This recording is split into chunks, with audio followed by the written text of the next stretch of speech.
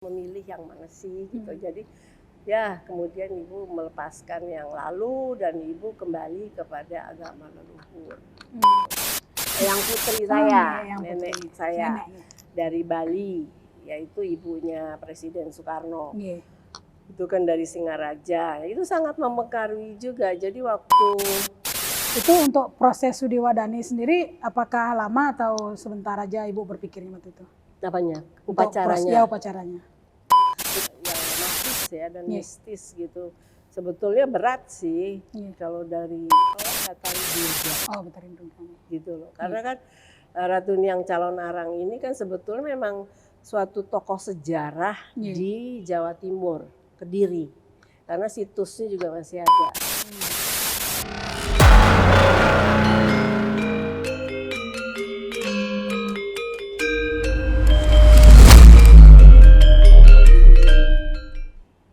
Selamat sore Tribuners, bertemu lagi dengan saya Ana Agung Sri Kusniarti dalam program Tribun Bali, Bali Skala Niskala. Kali ini saya bersama dengan narasumber yang sangat luar biasa, yang beliau memang dikenal hampir di seluruh Indonesia. Siapa lagi kalau bukan Ibu Sukmawati Soekarno Putri, putri dari almarhum Bapak Soekarno, pejuang kemerdekaan Indonesia.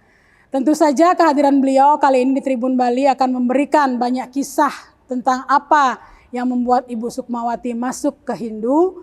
Untuk itu sebelum kita memulai perbincangan hari ini, ada baiknya kita menghaturkan pangastungkara panganjali umat agar apa yang kita lakukan selalu direstui oleh Ida Sang Hyang Widi Wasa. Baik Ibu, sebelum itu mari kita mengucapkan Om Swastiastu. Selamat sore Ibu, apa kabar? Luar biasa sekali saya bertemu dengan Ibu Sukmawati. Ibu, ini kan Tribuners sendiri banyak yang ingin mengetahui dan apa sih yang membuat seorang Ibu Sukmawati akhirnya memeluk Hindu seperti itu. Mungkin bisa dikisahkan seperti apa awalnya. Terima kasih. Kembali ke agama leluhur. Nggih. Ya, jadi memang melalui suatu proses panjang ya. Saya pernah cerita bahwa proses tersebut kurang lebihnya, karena sekarang saya udah 70 tahun ya. Jadi proses itu kurang lebihnya dikurangi ketika saya mulai umur 4 tahun ya saya kira. Artinya sudah 66 ya. Perjalanan proses itu udah 66 tahun ya.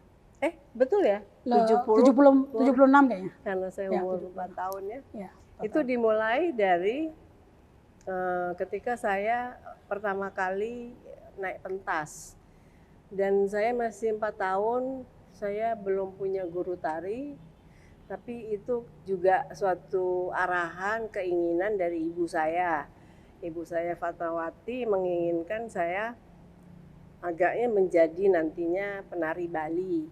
Dan enggak tahu kenapa saya dinaikkan pentas. Waktu itu juga ada acara tamu-tamu sih gitu ya. Terus saya didandani bukan dengan busana penari perempuan, legong umpamanya gitu, enggak. Tapi busana tari kebiar gitu. Karena waktu itu mungkin ibu saya terpesona, tren waktu itu adalah populernya tari kebiarnya Imario waktu itu. Jadi entah ya kenapa saya diharapkan menjadi penari kebiar kali ya. Kemudian saya naik pentas dengan diiringi gamelan Bali. Dan dengan respon yang sangat baik, saya bergerak dengan bebasnya, tapi ada suatu gerakan-gerakan Bali yang karena di foto saya melihat ini kayak seperti memang gerakan Bali. Saya jadi merespon gamelan Bali dengan baik dan menari di pentas tersebut. Dan kemudian setelah itu 6 tahun saya baru diberikan guru tari, walaupun bukan hanya Bali, ada beberapa daerah Indonesia yaitu Jawa, Sunda, dan Sumatera. Karena ya semacam ada keharusan waktu itu dari arahan Presiden Soekarno bahwa putra-putri presiden itu harus bisa menari dari beberapa daerah di Indonesia gitu. Jadi ya itulah mulai saya mendapatkan guru dan saya mulai belajar tari dengan lebih benar. Nah, di dalam perjalanan tari menari ini sudah mengalami pentas. Kalau ada perayaan 17 Agustus itu kan selalu ada malam kesenian. Jadi pasti putra-putri Presiden Soekarno akan tampil menari dan termasuk saya mengalami itu setiap tahun. Kemudian juga kalau ada tamu-tamu negara. Jadi juga saya pun naik pentas dengan beberapa berulang menarikan tarian menyambut tamu negara gitu. Jadi itu pengalaman bertahun-tahun yang saya alami di atas pentas.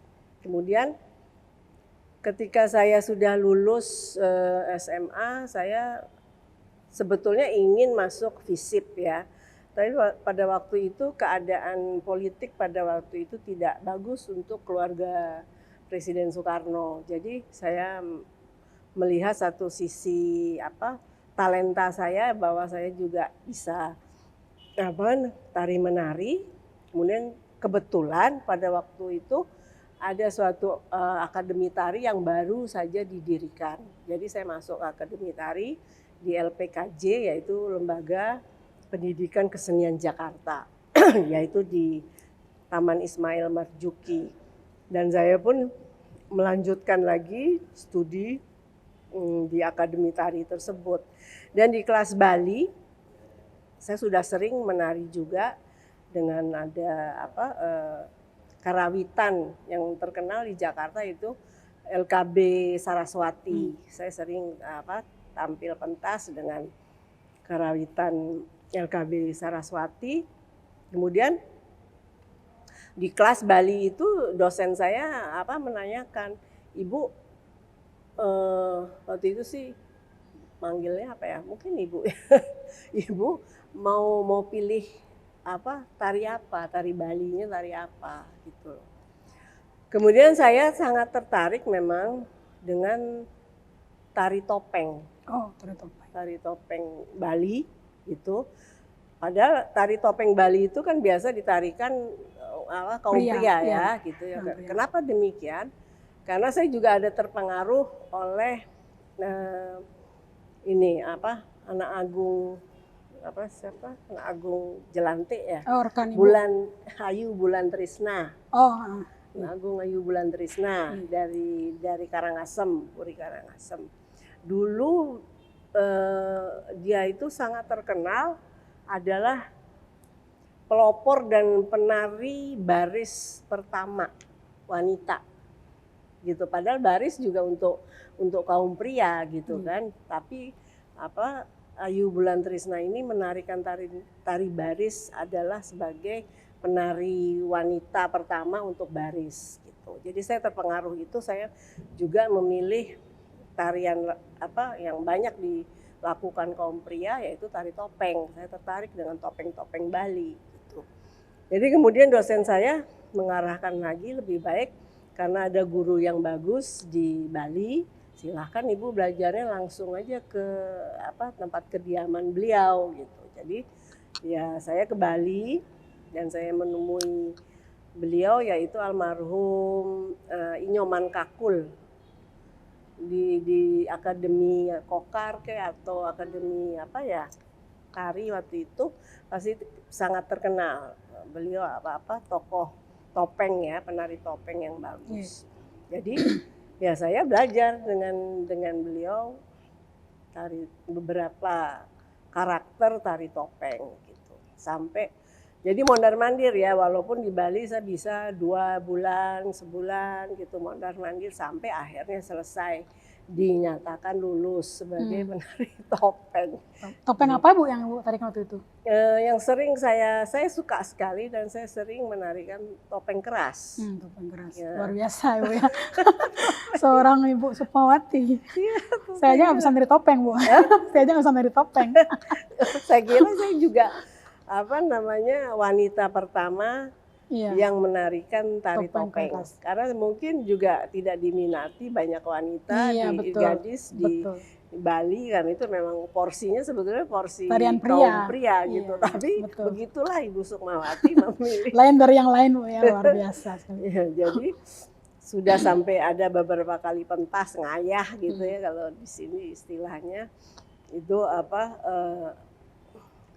menari bersama guru saya gitu. Terus jadi semua itu kan sangat sangat mempengaruhi kehidupan saya, jiwa saya di dalam agama Hindu gitu ya. Karena kan ada doa-doanya untuk itu juga. Nah, setelah saya agak beristirahat di dalam talenta tari menari, karena pada waktu itu 98 itu 99 terutama itu kan mulai ada suatu perubahan politik di mana partai-partai baru diizinkan. Kemudian saya mempunyai juga mimpi dan cita-cita waktu itu agar PNI-nya Bung Karno, Partai Nasional Indonesia, yang dulu didirikan dan dipimpin oleh Bung Karno sebagai partai sejarah ya, yang memerdekakan Indonesia dengan segala perjuangannya. Kemerdekaan tercapai hanya karena juga perjuangan para kader PNI. Jadi waktu zaman era Soeharto kan PNI dilebur menjadi PDI. Jadi kita tetap ingin PNI ada gitu, aslinya yang mempunyai sejarah dari Bung Karno gitu. Nah, terus ada, jadi saya makin aktif di dalam Partai Nasional Indonesia tersebut. Jadi lebih ke politik, Bu, ya? Jadi lebih ke politik. Saya istirahatkan dulu untuk seninya ya? Ya, begitu. Jadi kemudian dalam kurang lebih 20 tahun ya saya berkecimpung, bergelut di dalam politik dengan Partai Nasional Indonesia gitu. Jadi sering juga kunker-kunker ke Bali. Akhirnya saya mempunyai teman seperjuangan, yaitu yang sekarang sangat terkenal, yaitu AWK. Ya, Arya Wedakarna, yang juga menjadi ketua waktu itu, ketua DPD PNI Bali. Dan memang beliau itu seorang pemuda, anak generasi muda yang sangat rajin, cerdas, dan dari awal yang tadinya belum begitu bisa pidato, karena terus terbina oleh saya dan pengalaman suatu kesempatan untuk bicara selalu dengan publik. Kemudian akhirnya sekarang kan ahli ya, sudah ahli sekali. Ya, jadi gitu. Jadi Arya ini pun memberikan pengaruh kepada saya tentang agama Hindu gitu. Karena setiap kunker gitu ya, beliau ini kan anak muda yang walaupun militan aktif sekali, tapi beliau ini religius gitu loh. Jadi kalau ada kunker gitu, nanti pasti satu kesempatan beliau minta izin, ibu saya boleh ya sembahyang gitu di pura. Jadi ibu pun jadi pingin tahu kan seperti apa sih. Jadi mengikuti ya, kehidupan atau kebiasaan Arya yang religius itu juga mempengaruhi ibu gitu. Dan ibu lebih mendalami lagi bagaimana sembahyang cara Hindu, apa saja yang dilakukan ya gitu ya. Semakin jadinya ibu meresap ya, menghayati sekali cara-cara agama Hindu gitu. Jadi itulah perjalanan kenapa ibu kemudian di usia yang sudah semakin bertambah gitu, akhirnya ibu memutuskan, karena ibu kan juga sudah tidak ada orang tua yang tadinya bukan di agama Hindu gitu ya, tapi juga akhirnya karena kedua beliau sudah tiada, kemudian suami pun juga udah nggak ada, jadi ibu lebih bisa memutuskan sendiri. Sebetulnya ibu lebih memilih yang mana sih gitu. Jadi Ya, kemudian ibu melepaskan yang lalu dan ibu kembali kepada agama leluhur. Hmm. Ini kan juga agama Hindu terkait dengan nenek moyang Ibu ya. Ya, Dari ya ini saya juga belum lagi Nggih, ceritakan, silakan. bukan urusan nenek moyang, Nggih, tapi yang putri oh saya, nggih, yang nenek putri. saya Nenek. dari Bali, yaitu ibunya Presiden Soekarno. Nggih. Itu kan dari Singaraja. Itu sangat mempengaruhi juga. Jadi waktu saya masih umur ya 6 7 tahun saya masih ketemu beliau gitu ya di Blitar. Tapi udah duduk aja di tempat tidur. Jadi agaknya udah Sudah agak tua. ya udah agak males jalan-jalan gitulah. Kemudian beliau juga berpesan, kamu udah bisa nari belum gitu. Kamu nari ya gitu loh, disarankan, diarahkan, kamu nari ya gitu ya. Terus diajarkan sedikit gitu ya, gerak tari Bali gitu, karena beliau kan kalau ada upacara di Pura Desa, di Singaraja kan selalu menari ya. Ya, menari gitu. Jadi ya itu juga mempengaruhi saya gitu. Oh, yang putri ini yang dari Bali ini emang juga mengarahkan saya, mendidik sedikit ya walaupun gitu, itu sangat mempengaruhi jiwa saya bahwa beliau berharap supaya saya harus bisa nari Bali gitu. Jadi ya begitulah, dari darah saya ini Darah yang sendiri mengalir. kan juga ada darah Bali. Iya, gitu. darah Bali. Itu untuk proses Sudiwadani sendiri apakah lama atau sebentar aja Ibu berpikirnya waktu itu? Apanya? Untuk Upacaranya. Ya, upacaranya. Upacaranya itu kan diawali secara yang dari PHDI ya. Bagaimana secara resminya harus terdaftar begitu-begitu Jadi ya. sesuai dengan urutan ya Bu ya. Dengan pemerintah itu kan ada itunya tata caranya. Jadi itu dulu, kemudian secara spiritualnya ada upacara tradisionalnya gitu. Tradisional. Secara ritual gitu. Jadi itu yang Ibu jalani dan alami dan sangat menarik sih gitu. Kemudian kurang lebihnya proses upacara tersebut dari yang dengan pendaftaran ke negara ya, dan sampai yang juga upacara tradisinya secara ritual mungkin hampir 3 jaman kali ya gitu. Berarti secara skala niskala sudah clear Bu ya? Ya, sudah selesai. Sudah. Ya, itu kalau menari sendiri selain menari topeng keras, apalagi Bu tarian yang Ibu kuasai Bu? Kan topeng itu ada beberapa karakter, karakter inti ya, yaitu karakter yang halus, kesatria yang halus, kesatria yang keras gitu, maka topeng keras, kemudian kesatria yang sudah lansia gitu. Jadi 3 karakter penting itulah yang Ibu dapatkan gitu loh. Walaupun di topeng-topeng itu kan macam-macam sekali ya, itunya variasinya bagus sekali. Ada yang lucu-lucu, tapi Ibu nggak terlalu topeng bondres nggak ngikuti itu. Jadi yang intinya lebih ke 3 karakter tersebut. Gitu. Itu biasanya Ibu tarikan di pura atau di pentas atau di mana Bu? Ikut ngayahnya sih ya pastinya di pura ya. Di pura-pura yang ada di luar Bali?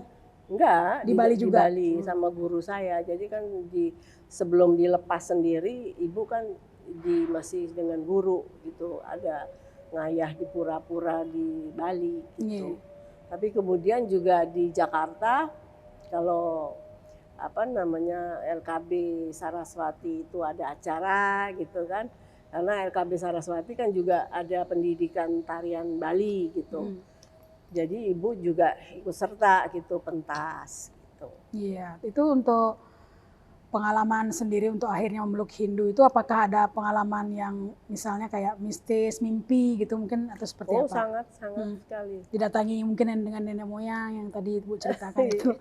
Bukannya saya kan didapat peranan yang magis ya dan mistis gitu. Sebetulnya berat sih kalau dari dengar-dengar cerita gitu ya. Tapi itulah pilihan dari dosen saya waktu itu, Sardono Wikusumo. Itu satu penari ataupun dosen tari yang sangat terkenal deh di Jawa. Saya kira Bali juga, karena beliau juga nggarap Desa Teges gitu ya. Ada punya komunitas di situ gitu. Terus kalau di Jawa udah pasti sangat terkenal karena backgroundnya Beliau itu dulu penari di Prambanan gitu. Jadi udah sering pentas, artinya sama-sama dia ada nari di satu momen gitu di Jakarta.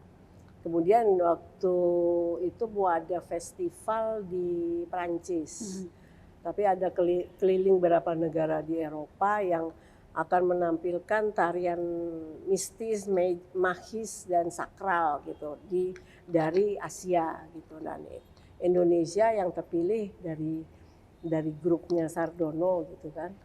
Jadi ya Sardono itu memilih Ibu untuk memerankan sebagai Ratu Niang Calon Arang. Oh, gitu. Yang sangat sudah merakyat ya di Bali sini gitu. Jadi ya itu kan bukan suatu peran yang mudah gitu ya. Jadi Ibu harus mendalami sekali bagaimana memerankan Ratu Niang Calon Arang, terus di dalam proses untuk mendalami menghayati peran tersebut ya ada pengalaman mistis gitu sampai semisalnya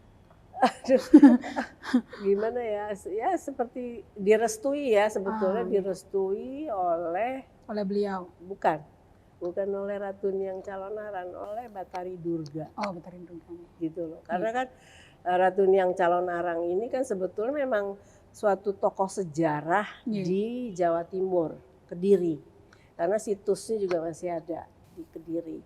Dan di Bali pun ada napak tilasnya ya, karena beliau Ratu Niang Calon Arang ini kan istri daripada Empu Kuturan.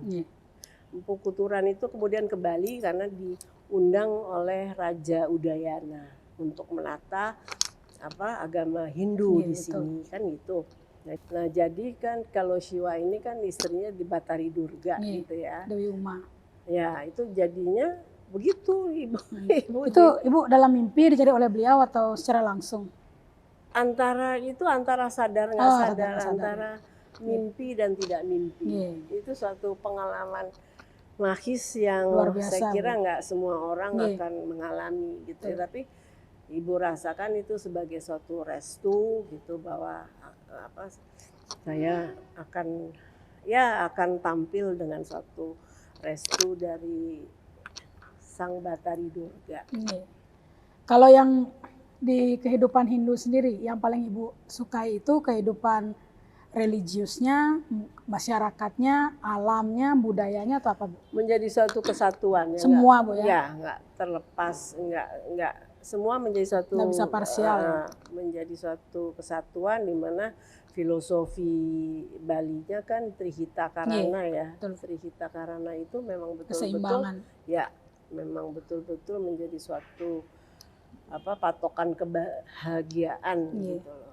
Patokan kebahagiaan Hindu bersama Tuhan, bersama manusia dan alam semesta. Artinya kalau ke depan mungkin apa Ibu kira-kira impian Ibu sebagai umat Hindu sekarang sudah resmi Ibu? Ya sekarang Ibu ada kesempatan ya, itu udah mimpi lama juga sih sebetulnya, tapi waktu Ibu mau mewujudkan, teman Ibu penari Bali yang di Jakarta gitu, itu meninggal gitu loh. Jadi terhenti itu impian Ibu untuk mewujudkan gitu, karena waktu itu Ibu perlu partner ya, nggak sendiri untuk mewujudkan tarian tersebut. Kemudian waktu di Bali gitu Ibu mendapatkan jalannya dari Ibu sih percaya ini petunjuk Tuhan gitu ya. Bahwa ini waktunya Ibu untuk mewujudkan impian Ibu yang terpendam lama gitu. Jadi Ibu dapat partner gitu ya, seorang penata tari muda gitu dan berbakat. Dari Ibu pelajari memang berbakat karena dia juga sudah pernah membuat suatu karya cipta untuk AWK selalu ditampilkannya di Soekarno Center gitu. Jadi namanya itu penata tari muda itu Bagas Karayana gitu. Jadi itu kan sarjana seni dari ISI gitu ya. Ya itu Ibu dapat partner dia, kemudian Ibu juga menjelaskan bahwa ingin ibu tampilkan impian ibu yang terpendam gitu, udah nyambung lah ya, dia ngerti kalau oh ya begitu gitu. Jadi dan dia bersedia untuk membantu mewujudkan.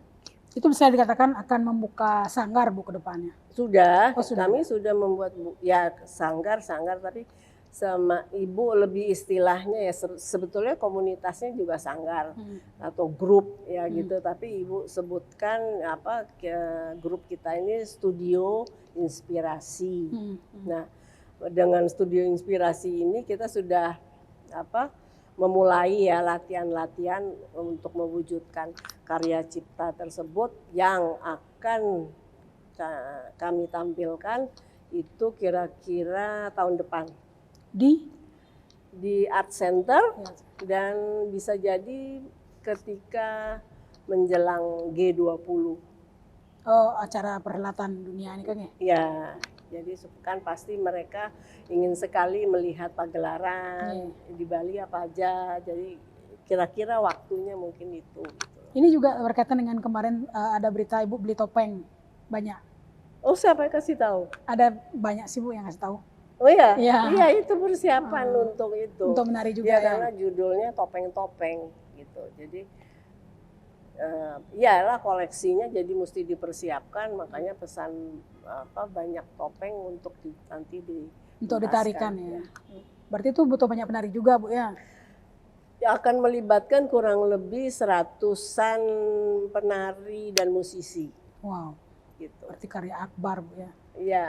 Luar biasa. Itu latihannya sudah mulai atau belum? Sudah mulai dari tahun ini gitu ya, awal tahun ini sudah berjalan, tapi masih terus proses dengan tidak perlu tergesa-gesa ya, karena ibu nggak mau pagelaran ini secara virtual karena penarinya melibatkan banyak dengan musisi. Kalau virtual nggak enak dilihat gitu. Sentuhan komunikasi antara nggak dapat ya, antara panggung dan masyarakat nggak nyambung. Gitu ya. Jadi ibu mau yang nanti kerumunan sudah boleh. Paling tidak 50% sudah boleh lah gitu kita akan. Jadi memang kalau tari itu lebih enak dinikmati langsung, dilihat langsung Bu ya. Kalau melibatkan hanya mungkin 5-10 penari is oke, virtual nggak gitu masalah ya. Atau lebih sedikit cuma 2 atau 3 orang gitu ya oke. Tapi kalau banyak nggak enak gitu untuk dilihat virtual. Jadi ya harus sabar untuk menunggu izin pemerintah tentang aturan kerumunan paling tidak 50% boleh gitu. Jadi ya selama kita berirama dengan pandemi ini ya begitu. Jadi kita mesti sabar dan kita terus latihan untuk supaya skillnya lebih bagus gitu ya. Untuk karena kan penari-penarinya kan juga ada yang muda-muda, tapi juga ada yang betul senior gitu. Jadinya ya itulah yang proses kita sedang jalani dan semoga tahun depan betul-betul kerumunan sudah bisa gitu ya. Jangan lagi ada pandemi gelombang Semoga lagi Bu gitu ya. Berarti ini kegiatan Ibu sekarang Bu ya? Ya. Jadi Ibu udah mulai mondar-mandir untuk mewujudkan karya cipta tersebut. Kalau untuk penarinya sendiri dari Bali aja atau dari luar juga? Bali aja. Bali aja ya? Ya. Oh ya. Itu Ibu nyarinya gimana? Seleksi atau? Ya kebetulan kan yang melalui seleksi, tapi kan karena partner saya Bagas ini kan anak sarjana ISI. Oh jadi dia juga bantu. Jadi bantu itu siapa aja yang akan dilibatkan, kemudian ya dari komunitas saya seperti di sanggarnya Pak Kakul gitu kan juga itu ya nanti dikemas bersama deh. Kemudian Bu, kalau dari sanggar tadi ya, itu kalau ke depan seperti apa Bu harapannya Bu? Studio ya. Studio inspirasi ini ke depan apa sih Bu goalnya Bu? Ya artinya kan kita turut memajukan suatu seni budaya Bali ya. Dan ini ibu kasih apa namanya gambarannya nantinya bukan sangat tradisional Bali gitu, karena musiknya beda, musiknya akan beda gitu. Tapi semua topeng Bali akan tampil. Dimana maksud ibu apa? Supaya kan nanti penontonnya bukan saja Bali, Iya. pastinya kan dari seluruh Indonesia ya. Bahkan asing juga ya. Ya gitu kan, itu apa supaya lebih mengenal ya bahwa topeng-topeng Bali itu sangat kreatif dan sangat variatif, macam-macam dengan karakter yang macam-macam. Yeah. Mungkin terakhir Bu, artinya cita-cita Pak Soekarno yang mungkin masih Ibu ingat dan ingin Ibu perjuangkan sampai titik akhir. Bung Karno kan memberikan pedoman ya, satu pedoman, ada 3 pedoman yang sangat penting, yaitu Trisakti. Yeah. Trisakti itu terkait dengan politik, bahwa politik kita harus apa namanya berdaulat dalam politik. Suatu negara itu harus mempunyai kedaulatan ya di dalam politik. Jadi dapat menentukan arahan politik itu harus bagaimana. Kita mau merdeka atau tidak merdeka. Kita mau membangun apa tidak membangun. Itu ada arahan di dalam politik. Kedua adalah ekonomi. Ekonomi sebagai apa? Pedoman untuk menjadi bangsa yang besar itu harus kuat, mampu untuk berdikari. Berdiri di atas kaki sendiri. Artinya mandiri gitu. Jadi jangan terlalu tergantung dengan kekuatan lain. Itu pedoman, bisa dilakukan apa tidak itu proses juga. Mungkin suatu waktu kita belum bisa, suatu waktu mungkin kita bisa. Jadi semua itu melalui suatu proses panjang perjuangan ya. Tapi menjadi pedoman, supaya jadi pedoman. Kalau udah tergantung jadi apa tidak mandiri ya jangan terus menerus gitu. Semoga diberikan kemampuan kita bisa mandiri. Dan ketiga adalah di dalam kebudayaan. Bahwa kita jangan sampai lupa akar kebudayaan kita sendiri. Warisan leluhur. Yang mempunyai kepribadian itu sendiri gitu loh. Di Indonesia ini kan sangat kaya raya. Daerah semua penuh dengan kreativitas lokal yang sudah diciptakan, sudah diwariskan oleh para leluhur kita yang sangat kreatif di dalam segala bidang di seni budaya kita. Jadi itu harus diteruskan. Iya. Sebagai ciri khas bangsanya. Iya, betul. Gitu. Oke Bu, sip. Ke Tribuners, luar biasa sekali obrolan kita hari ini bersama dengan Ibu Sukmawati Soekarno Putri. Banyak sekali ilmu yang kita bisa dapatkan dari beliau, bagaimana seorang tokoh nasional yang sangat mencintai adat budaya, khususnya Bali ya, karena beliau juga penari topeng. Dan tentunya ini bisa menjadi inspirasi bagi kaula muda di mana saja di seluruh Indonesia agar tetap mencintai akar budaya bangsa sendiri dan tetap melestarikannya. Oke Ibu, akhir kata kita tutup dengan Parama Santi. Om Santi Santi Santi Om.